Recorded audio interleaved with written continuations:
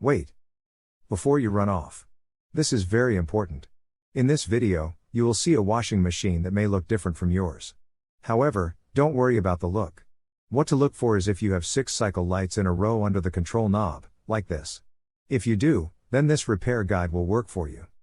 In this video we will be discussing the most sold top-load washer in the world, which is sold at Lowe's, Home Depot and other local stores. Let's get straight into it. Make sure to hit the like and subscribe button. Vertical modular washers, VMWs, are the cheapest and most sold washers worldwide. They are manufactured by Whirlpool and packaged with different brand names such as Maytag, Roper, Kenmore, Amana, Crosley and many more. VMWs have a secret diagnostic mode that can tell you what's wrong with them. This diagnostic mode makes anyone and everyone an instant washer repair pro. I will show you exactly what to do to get the washer to diagnose itself and tell you the issue. VMWs come in all different shapes, sizes, and brands. They have a life expectancy of 3 to 5 years. All new appliances are only lasting 3 to 5 years. VMWs are the new washing machine prototype. The old style washer can no longer be bought new. You will find tons of these machines without agitators. They are fading out the agitator, which is the device in the middle that washes the clothes, because it takes up too much room. VMWs are considered disposable, and most repair companies will not work on them. However, they will still charge a service fee. The main parts of a VMW are the lid lock, water pump, suspension rods, shift actuator, and control board. 99% of repairs done on VMWs are on these 5 parts. Here are some of the main problems and related parts with VMWs. Won't drain, water pump, won't turn on, control board. No spin, shift actuator, won't open, lid lock, banging or shaking, suspension rods. In my expert opinion, VMWs are pieces of junk. Most have no agitator, are poorly made, and have an annoying lid lock. Their life expectancy has gone down to 3 to 5 years from 30 to 40 years. While their price continues to go up. If you are considering buying a new washer, I would advise you to purchase the vertical modular washer and the 5-year warranty add-on. I guarantee you will wish you did if you don't.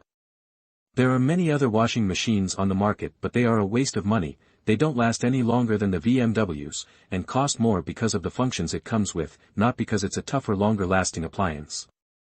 I hope this information has helped you in the right direction. Make sure to hit the like and subscribe button.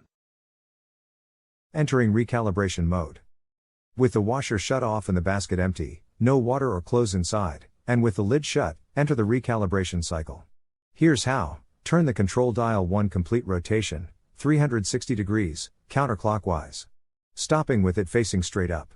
Quickly, within about 6 seconds, turn the control dial 3 clicks clockwise, 1 click back, and 1 click more clockwise. All the green status lights blink when you successfully activate the diagnostic mode. If the status lights don't blink, try again, this time turning the knob faster or slower. In the diagnostic mode, with all lights flashing, select the calibration cycle by turning the control dial 4 clicks clockwise or 4 clicks right. When you're on correct setting, the rinse light turns on, then you simply press start. And then it begins the calibration cycle, which runs for 2 to 3 minutes as it checks all the cycles and functions on your machine. When the calibration cycle ends, if all goes well, the lid unlocks and the washer shuts off. Now try your washer to see if that solved your issues. If not, continue to the error code video. If after 20 tries or more, and your arm feels like it's gonna fall off from trying so much, then odds are you have a bad control board.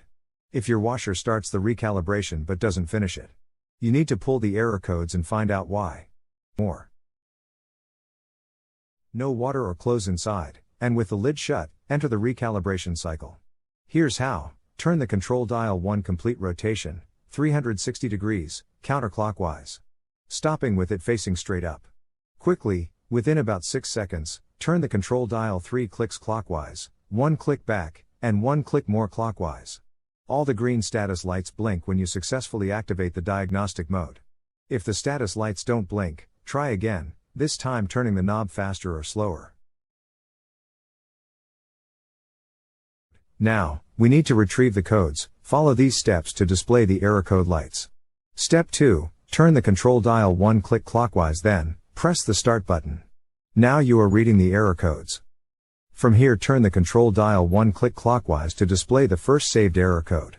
Just the sensing light flashes if no error code was recorded. If this is happening to you but there is still an issue, then you will need to watch our other video. The control displays up to 4 error codes. Step 3. Read the error codes. Error codes for the VMW washers have 2 parts. The first is the letter F, followed by a number, and the second is the letter E, followed by a number as well. Which lights are illuminated indicate the numbers. The sensing light on indicates the letter F. The sensing light off indicates E. The wash light equals 8. Rinse equals 4. Spin equals 2. And cycle complete 1. For example, for error code F5E3, when the sensing light is on, the rinse and the cycle complete lights are on. Adding all 3 together equals 5. This means the first part of the code is F5. Then, on the other flash of lights, the sensing light is off, but the spin and the cycle complete lights are on. Adding them together makes 3. The second part of the code would be E3. That's one code. The same error code flashes repeatedly, until you turn the dial one click clockwise, to show the next error code. Turn the dial again and see if you have any other codes. If there is no more codes, then you're done. To exit diagnostic mode, turn the washer off. Now, you have your error code. Use these images in this video to look up your error codes. Look in your washer repair manual, or just Google top load washer error code and enter the code, and it should come up no problem. Now you know the problem and what's causing your washer to not work. Now it's time to find the parts needed fast and cheap. Watch our next video for the quick tutorial on how to do this.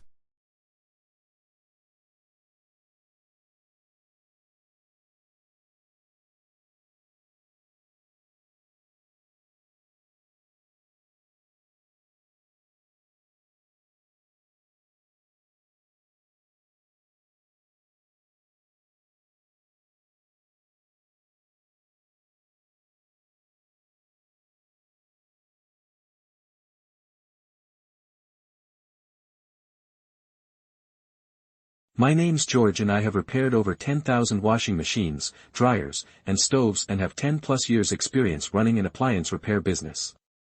The tips, tricks and insights I'm about to share with you, you won't find anywhere else on the internet.